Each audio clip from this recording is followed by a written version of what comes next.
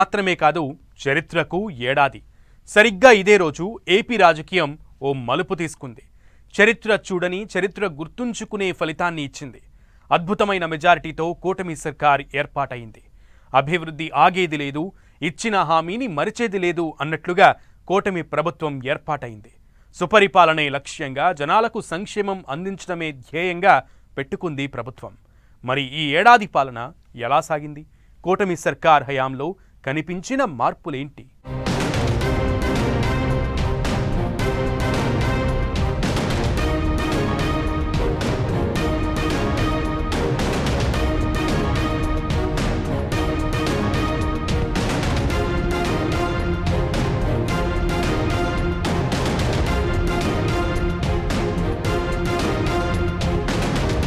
ఏపీలో కూటమి సర్కార్ పాలనకు ఏడాది.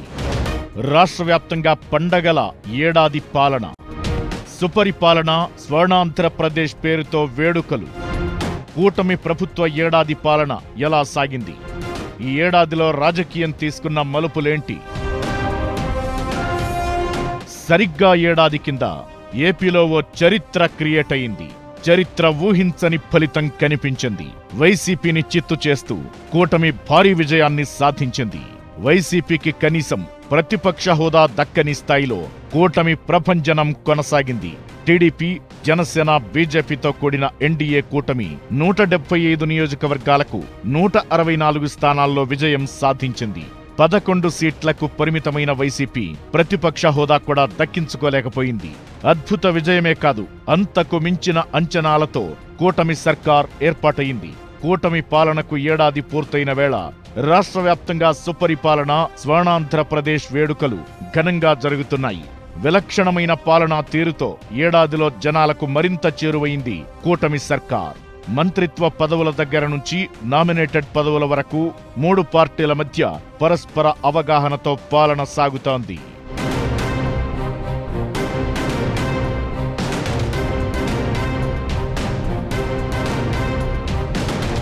ఈ ఏడాది పాలనలో ఎన్డీఏ కూటమి ప్రభుత్వం అమరావతిని రాజధానిగా కొనసాగిస్తూ అమరావతి అభివృద్ధి పనులకు తొలి ప్రాధాన్యమిచ్చింది.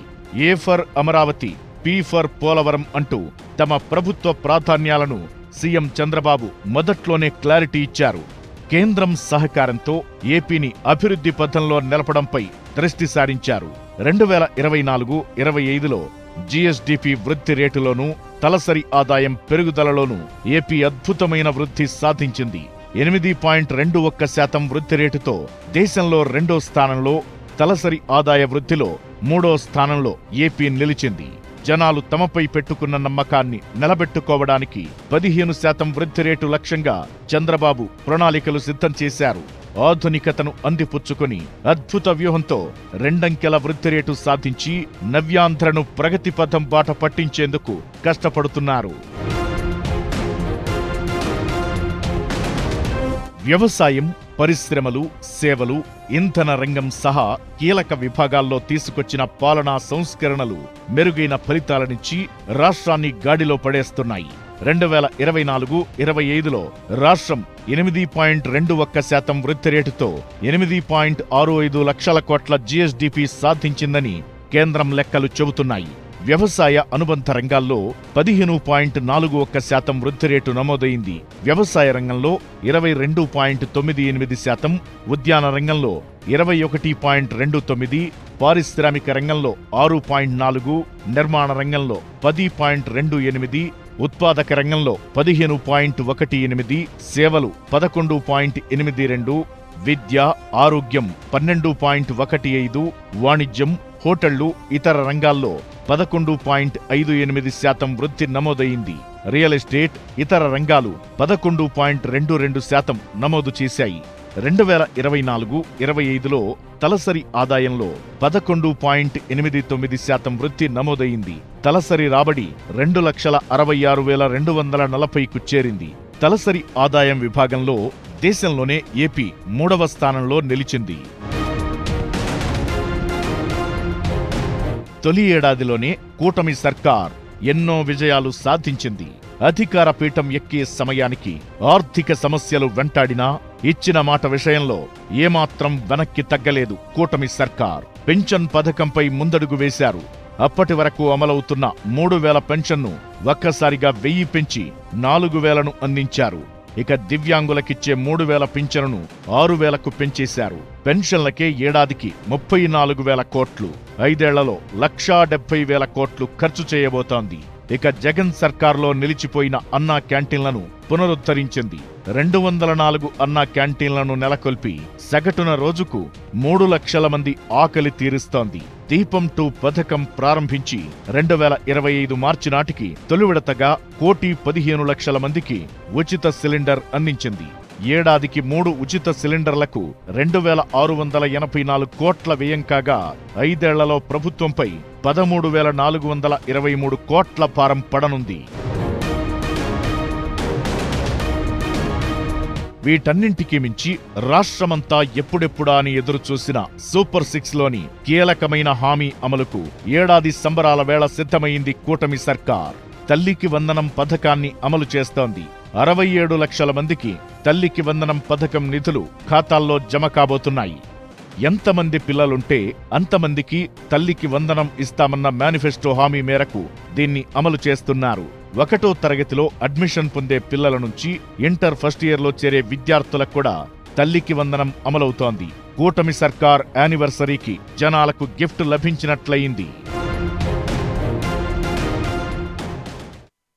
యువతకు ఉద్యోగాల నుంచి ఉపాధి అవకాశాలను దెబ్బతీసే జీవోల రద్దు వరకు ప్రభుత్వం అంటే ఎలా ఉండాలి, జనాలకు దగ్గర ఉండాలి, జనాలు మెచ్చేట్లు ఉండాలి అన్నట్లుగా కూటమి ఏడాది పాలన సాగింది. మరి ఈ ఏడాదిలో కూటమి సర్కార్ తీసుకున్న సంచలన నిర్ణయాలు ఏంటి? ఏ పథకాలను జనాల్లో చర్చకు కారణమయ్యాయి? ఏ పథకాలు ఏపీ వైపు దేశమంతా చూసేలా చేశాయి?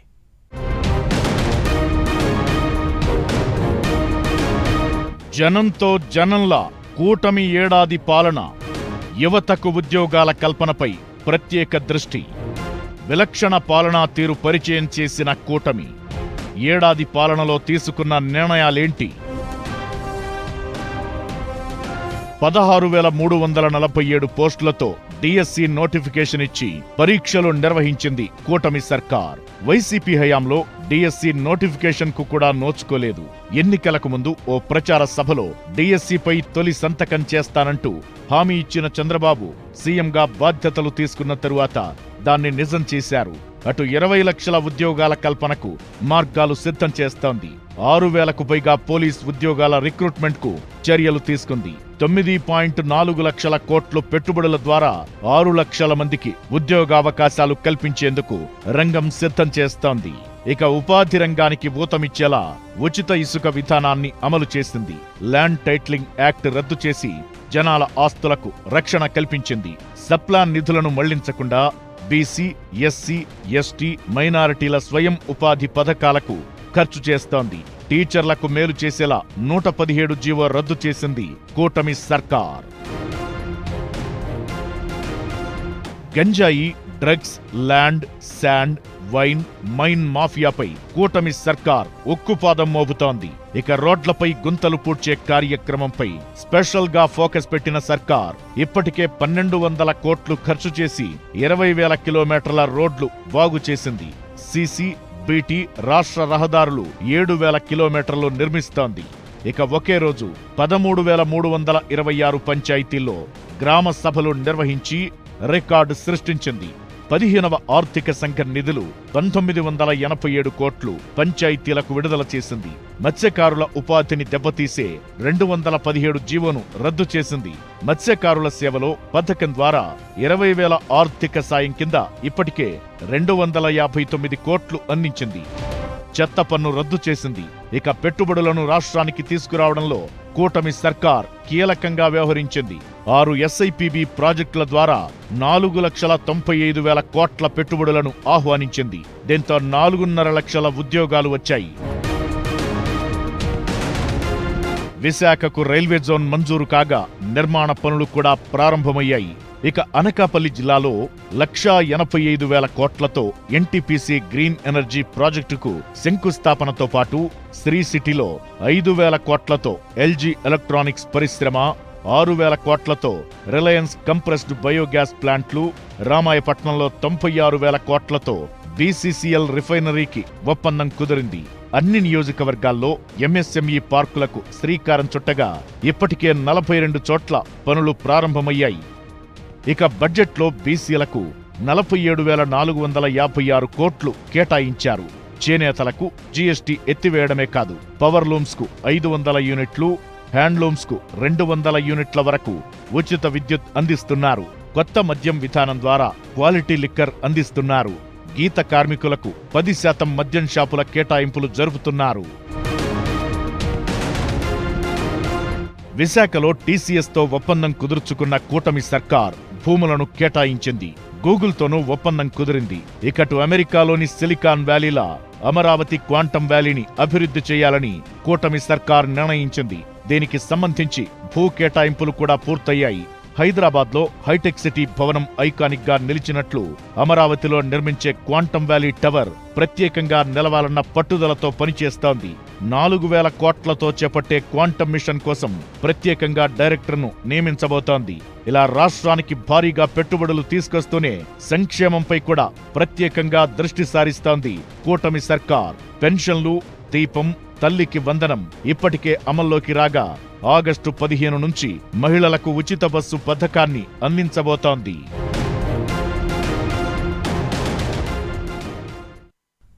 కూటమి సర్కార్ పాలనలో వేగం పుంజుకున్న అమరావతి, పోలవరం. మరి రాబోయే రోజుల్లో ఎదురు కాబోయే సవాళ్లేంటి? సర్కార్ అధికారంలోకి వచ్చాక అమరావతి, పోలవరం రూపురేఖలే మారిపోతున్నాయి.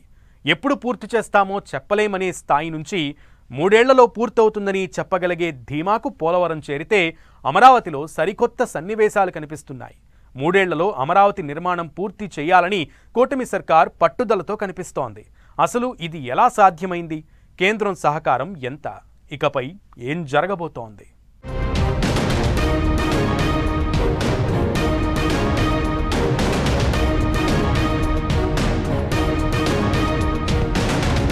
కూటమి సర్కార్లో పోలవరం వేగం, పరుగులందుకున్న రాజధాని నిర్మాణం, కేంద్రం నుంచి నిధులు రాబట్టిన సర్కార్. ఏడాదిలో పనులు ఎంత జరిగాయి?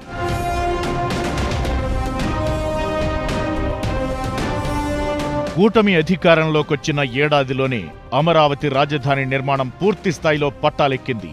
రాజధానిలో ప్రభుత్వ భవనాల నిర్మాణం, రహదారులు, కాలువల అభివృద్ధి, రిజర్వాయర్ల నిర్మాణం లాంటి ప్రధాన మౌలిక వసతులు, రైతులకు స్థలాలిచ్చిన లేఅవుట్ల అభివృద్ధికి 64,000 కోట్లతో అంచనాలు రూపొందించి 50,000 కోట్లకు పైగా పనులకు ఇప్పటికే టెండర్లు ఖరారు చేశారు.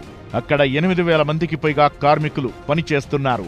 ఈ పనులన్నీ 3 ఏళ్లలో పూర్తి చేయాలని లక్ష్యంగా పెట్టుకున్న ప్రభుత్వం భవిష్యత్ అవసరాల దృష్ట్యా ఎయిర్పోర్ట్, స్పోర్ట్స్ సిటీ లాంటి నిర్మాణాల కోసం మలి దశలో 45,000 ఎకరాల భూ సమీకరణకు సిద్ధమైంది. రాజధాని నిర్మాణానికి ఈసారి కేంద్రం పూర్తి స్థాయిలో అండదండలు అందించడం సానుకూల పరిణామం. కేంద్రంలోని ఎన్డీఏ ప్రభుత్వంలో టీడీపీ కీలకమైన భాగస్వామి కావడంతో అమరావతికి అన్ని విధాలా అండగా ఉండేందుకు మోదీ సర్కార్ ముందుకొచ్చింది. ఇకటు అమరావతి విషయంలో ప్రధాని మోదీతో సహా కేంద్రం సానుకూలంగా కనిపిస్తోంది. చంద్రబాబు ఇలా అడిగారో లేదో అమరావతి పునర్నిర్మాణానికి ప్రధాని మోదీ ముఖ్య అతిథిగా హాజరయ్యారు. ఇక కేంద్రం చొరవ తీసుకుని ప్రపంచ బ్యాంక్, ఏడీబీల నుంచి 15,000 కోట్లు ఇప్పించింది. దాన్ని రాష్ట్రానికి గ్రాంటుగా ఇస్తున్నామని, ఆ రుణాన్ని తామే తిరిగి చెల్లిస్తామని హామీ ఇచ్చింది. రాజధాని నిర్మాణానికి తీసుకునే రుణాలు ఎఫ్ఆర్బిఎం పరిధిలోకి రాకుండా మినహాయింపించింది. ఏపీకి రాజధానిగా అమరావతిని ప్రకటిస్తూ విభజన చట్టంలో సవరణ చేయాలన్న విజ్ఞప్తిపైన సానుకూలంగా స్పందించింది. కూటమి సర్కార్ దూకుడుతో అమరావతిని ఎవరూ ఆపలేరన్న నమ్మకం వచ్చేసింది. ప్రపంచ బ్యాంక్, ఏడీబీ 2 నెలల్లోనే 15,000 కోట్ల రుణం మంజూరు చేసిందన్నా, హడ్కో 11,000 కోట్లు అప్పు ఇస్తుందన్నా అందుకే. ఇకటు కూటమి ప్రభుత్వం ఏర్పడ్డాక పోలవరం ప్రాజెక్టు పనులు మళ్లీ గాడిన పడ్డాయి. జనాలు డబుల్ ఇంజిన్ సర్కార్కు పట్టం కట్టడంతో కేంద్రం చేయూత అందిస్తోంది. అవసరమైన నిధులు ముందే ఇస్తోంది. దీంతో కూటమి ఏడాది పాలనలో పోలవరం ముఖ చిత్రమే మారిపోయింది. ప్రధాన డ్యాం నిర్మాణంలోనే కాకుండా ఎడమ కాలువ పనులు పరుగులు పెడుతున్నాయి. ఈ ప్రాజెక్టుకు కేంద్రం 12,144 కోట్లు అడ్వాన్స్ గా ఇచ్చేందుకు నిర్ణయించింది. ఈ ప్రాజెక్టు నిర్మాణం ప్రారంభమైన తరువాత కేంద్రం నుంచి ఇంత పెద్ద ఊరట ఎప్పుడూ లభించలేదు. ప్రస్తుతం రాష్ట్ర ప్రభుత్వం చేతిలో పోలవరం కోసం నిధులు ఉన్నట్లే లెక్క. ప్రస్తుత ఆర్థిక సంవత్సరంలో మరో 5,000 కోట్లు ఇచ్చేందుకు బడ్జెట్లో నిధులు చూపింది. ఈ ప్రాజెక్టుకు నిధుల కొరత లేకుండా చేశారు. ఇక వైసీపీ సర్కార్ బకాయిలు 24,000 కోట్లను కూటమి ప్రభుత్వం చెల్లించింది. విశాఖ స్టీల్ పరిరక్షణకు 11,000 కోట్లు, ఓర్వకల్లు పారిశ్రామిక వాడకు 2,786 కోట్లు, కొప్పర్తి పారిశ్రామిక వాడకు 2,137 కోట్లు కేంద్రం నుంచి సాధించింది. హంద్రీనీవా విస్తరణకు 3,800 కోట్లతో వేగంగా పనులు నిర్వహిస్తోంది. కర్నూలుకు హైకోర్టు బెంచ్ ఏర్పాటుకు నిర్మాణాత్మక కృషి చేస్తోంది. ఓవైపు సంక్షేమ పథకాలను అమలు చేస్తూనే మరోవైపు నిధులను సమీకరిస్తూ అభివృద్ధి కార్యక్రమాలను వేగవంతం చేసే ప్రయత్నాన్ని ఈ ఏడాదిలో చేసింది కూటమి సర్కార్. ఏడాది పాలనను పండగలా సంబరంలా నిర్వహిస్తున్నాయి కూటమి పార్టీలు. చేసిన అభివృద్ధిని జనాల్లోకి తీసుకెళ్లాలని నిర్ణయించింది. మరి ఇకపై కూటమి సర్కార్ అడుగులు ఎలా ఉండబోతున్నాయి? రెండో ఏడాది నుంచి ఎలాంటి వ్యూహాలతో ముందుకు వెళ్లే అవకాశం ఉంది? ఏ అంశాలపై ఫోకస్ పెట్టబోతోంది? మొదటి ఏడాది పాలన కూటమి సర్కార్ పనితీరుకు జస్ట్ టీజర్ మాత్రమేనా? రాష్ట్రమంతా పండగ వాతావరణం కనిపిస్తోంది. సంక్రాంతిని తలపించేలా సుపరిపాలన స్వర్ణాంధ్రప్రదేశ్ వేడుకలను నిర్వహిస్తున్నాయి కూటమి పార్టీలు. ఎన్నికల ముందు ఇచ్చిన ఒక్కో హామీని అమలు చేస్తోంది కూటమి సర్కార్. పెన్షన్ల పంపిణీలో సరికొత్త రికార్డులు క్రియేట్ చేయగా దీపం పథకంతో కొత్త వెలుగులు తీసుకొచ్చింది. ఇప్పుడు తల్లికి వందనం కార్యక్రమాన్ని కూడా అమలు చేస్తూ విపక్షాలకు మరో మాట రాకుండా చేస్తోంది. ఈ ఏడాదిలో చేసిందేంటి, ఇకపై చేయబోయేదేంటన్న అంశాలను జనాల్లోకి మరింత జోరుగా తీసుకెళ్లేందుకు కూటమి సర్కార్ ప్లాన్ చేస్తోంది. రాబోయే 4 ఏళ్లలో ఎలాంటి కార్యక్రమాలు నిర్వహించబోతున్నారు, ప్రణాళికలేంటి, 4 ఏళ్ల పాలన ఏ విధంగా కొనసాగనుంది అనే దానిపై క్లారిటీ ఇస్తోంది. స్వర్ణాంధ్ర 2047 అంటూ ఇప్పటికే ఓ యాక్షన్ ప్లాన్తో ముందుకెళుతోంది కూటమి సర్కార్. 175 నియోజకవర్గాల్లోనూ విజన్ యాక్షన్ ప్లాన్ యూనిట్ కార్యాలయాలను స్టార్ట్ చేసింది. ఓ టాస్క్ ఫోర్స్ టీంను సైతం ఏర్పాటు చేసి అభివృద్ధి ఎజెండాగా ముందుకు సాగుతోంది. ఎన్ని చేశామన్న దాంతో కంపేర్ చేస్తే చేతికి ఎన్ని అందాయన్న దానిమీదే జనాల దృష్టి ఉంటుంది.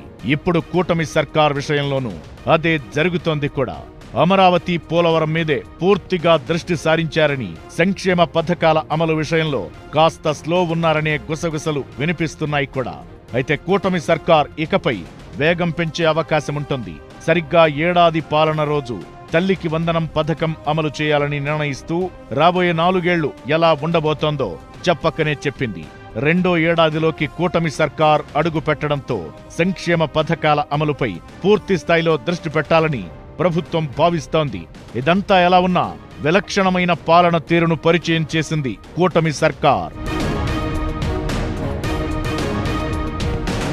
సీఎం, డిప్యూటీ సీఎం నుంచి మంత్రుల వరకు జనంతో జనంలా ఉంటూ సమస్యలు తెలుసుకుంటూ అక్కడికక్కడ పరిష్కారం చూపిస్తున్నారు. ఏజెన్సీ గ్రామాల్లో పవన్ నడిచిన ఘటన అయినా, విద్యార్థులు, యువతతో చంద్రబాబు, లోకేష్ మీటింగ్లైనా పాలనా తీరు సరికొత్తగా కనిపిస్తోంది. ఇదో ట్రెండ్ సెట్టర్ అనిపిస్తోంది.